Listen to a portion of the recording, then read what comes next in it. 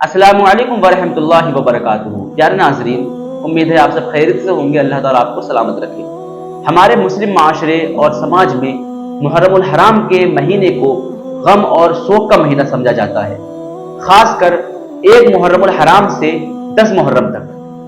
कुछ लोग इस महीने में हर खुशी के काम करना बंद कर देते हैं।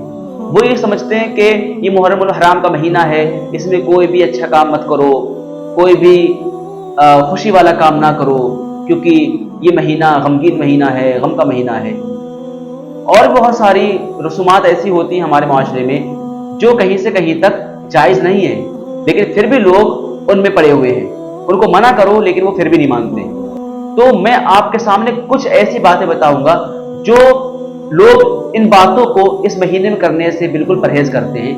वो ये समझते हैं कि अगर हम ऐसा कर लेंगे तो हम गुनाहगार होंगे।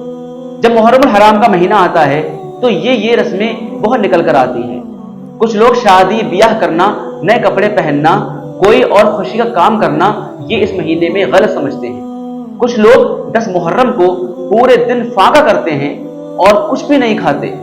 बाज़ जगहों पर घरों में पेंट वगैरह नहीं कराया जाता, सफाई सुथराई नहीं होती। अगर मकड़ी के जारे हैं तो उनको नहीं हटाया जाता, कहते हैं कि अगर हम हटाएंगे तो गुनाहगार होंगे। कुछ इलाकों में 10 मुहर्रम के दिन ना तो रोटी पकाते हैं और ना झाड़ू देते हैं। वो ये कहते हैं कि जब ताज़िए दफन हो जाएंगे उसके बाद में हम रोटी पकाएंगे और झाड़ू लगाएंगे। कुछ लोग 1 मुहर्रम से 10 मुहर्रम के बीच में कपड़े नहीं उतारते। जो कपड़े पहने हैं 1 तारीख को वही पहने रहेंगे 10 तारीख तक। कुछ घरों में मुहर्रम की 10 तारीख को चूल्हे औंधा दिए जाते हैं। वो चूल्हे पलट देते हैं कि ये महीना गम का है, आज इमाम हुसैन की शहादत हुई और इमाम हुसैन को करबला ले जाया जा रहा है, तो इसलिए चूल्हों को पलट दो। ऐसा करते हैं, रोटी नहीं पकाते।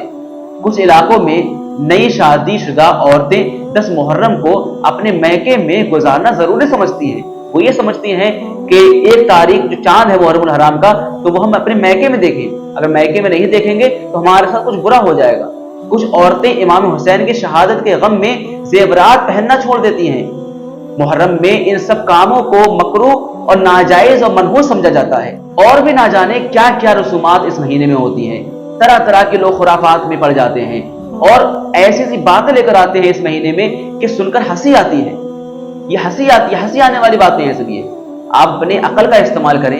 आपसे गुजारिश है कि आप इन सारी खुराफात से बचें, इन सारी खुराफात से दूर रहें। जायज वही है जिसको शरीयत ने जायज कहा है और हराम वही है जिसको शरीयत ने हराम कहा है। अब जिस चीज को शरीयत ने मना नहीं किया करने से, जिस चीज को शरीयत ने हराम नहीं कहा है, वो कभी भी हराम नहीं हो सकती, वो कभी भी नाजायज नहीं हो सकती। आप शरीयत को पढ़ें। आप जाहिलों की सोबत में रहकर जाहिल ना बने, बल्कि इल्म दीन हासिल करें और जानें क्या कि शरीयत क्या है, हक क्या है और बातिल क्या है।